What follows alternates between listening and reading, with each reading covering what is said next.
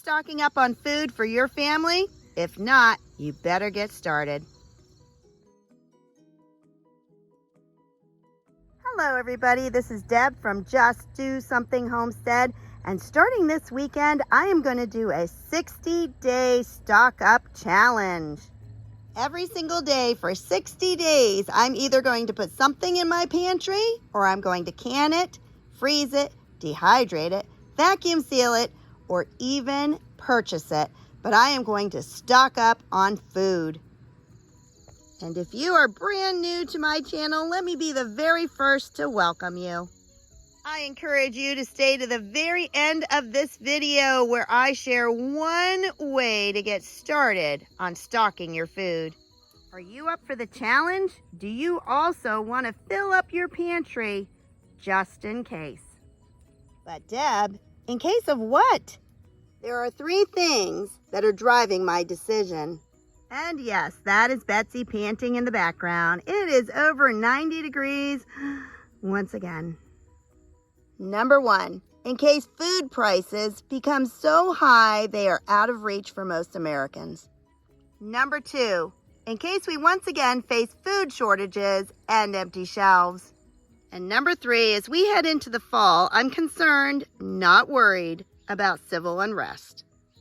And unfortunately, for the last 6 months, my focus has been on something else. It has been on the farmer's market and my farm stand.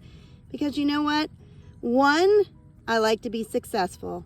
And 2, I'm a people pleaser. But helping others to fill their pantry has left mine incredibly empty. Before I jump in and tell you all the magical ways that you can stock up on food, let's go back to this morning's early morning ponderings. It's early morning, I'm out in my garden, and last night I told Jim I've made some decisions. I started planning my garden last January. I was trying to figure out what I could plant that others would buy at both the market and my farm stand. Then in February, I started planting seeds indoors. I planted over 120 tomato plants in my garden and over 70 peppers. And yet when they were producing and I was taking it to the market every week, I really wasn't selling that much. And then the produce suddenly stopped. My beans sold well this year. In fact, I sold several bushels. But as far as the rest of the garden, I struggled to sell anything. No one was interested in Swiss chard. And although people are interested in my tomatoes, I've had almost a 95% loss of all of my tomatoes. Every Friday, I come home from teaching and pick the best of the best to sell my customers. And there is nothing wrong with that unless you have lost most of your crops to weather, insects, heat, and drought. And that's exactly what happened to me. So even though I had bumper crops of beans, I didn't can any beans. In fact, the only thing I have canned is potatoes that had so many blemishes I couldn't possibly have sold them. Well, starting today, I'm going to focus on my family, and I'm going to show you how to do the same. I believe that we are about to face a food crisis like none other in America. Are you prepared for that? Having jars of cereal, rice, and pasta is an excellent start, but that is not going to feed you in a crisis. You also need a source of vegetables, fruits, and meats or protein. For decades, I have been stocking up on food, whether I was canning or freezing, drying, or vacuum sealing. I love to stock up. Not only did I always have food on hand, but it enabled us to face any challenges we faced. And part of my journey was showing others how to do the same.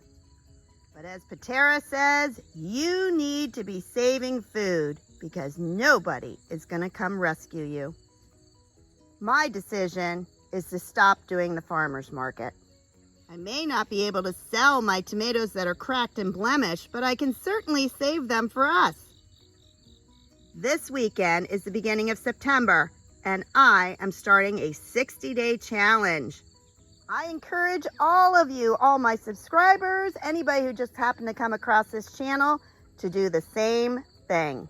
For For 60 days, I am going to preserve or save food every single day.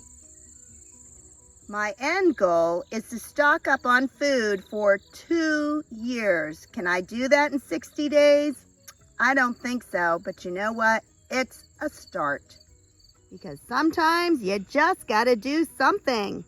My focus is gonna be on 2 areas, feeding my family and feeding my farm animals. Let's start by talking about free produce. Yes, free. Now, it may be something that you raised or something that someone gave you. These are my own tomatoes, and unfortunately, 95% of my crop has indeed rotted. Something like this one doesn't look too bad. You start to see some black spots because it has blight.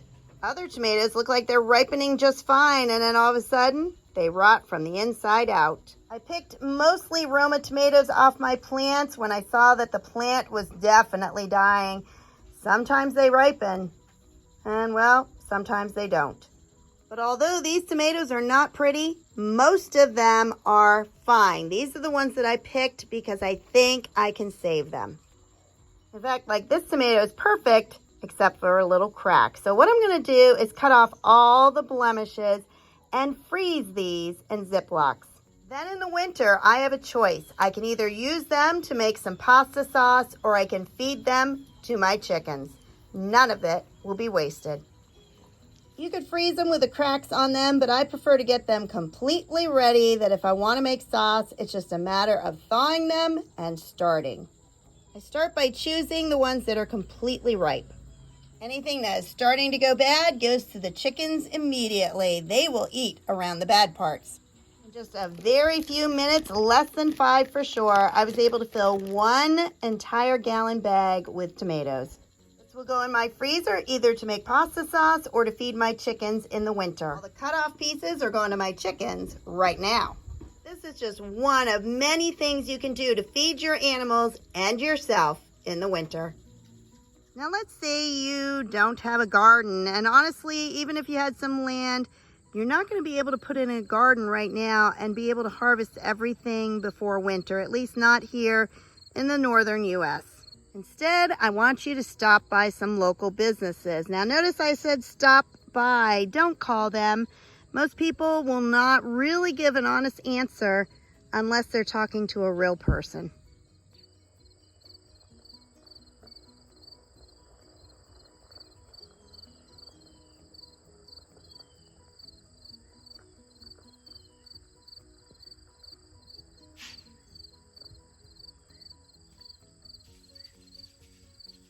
And that, my friends, is why you need a very tall fence around your gardens. The 3 top businesses that I get free food from: number 1, produce section of your grocery store. Number 2 is restaurants. And number 3 is schools. Another place to check out is your local food bank, because many of them end up throwing out produce at the end of the day when no one has come to pick it up.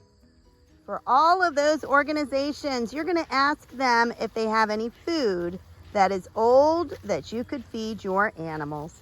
Many of them toss out the food every single day.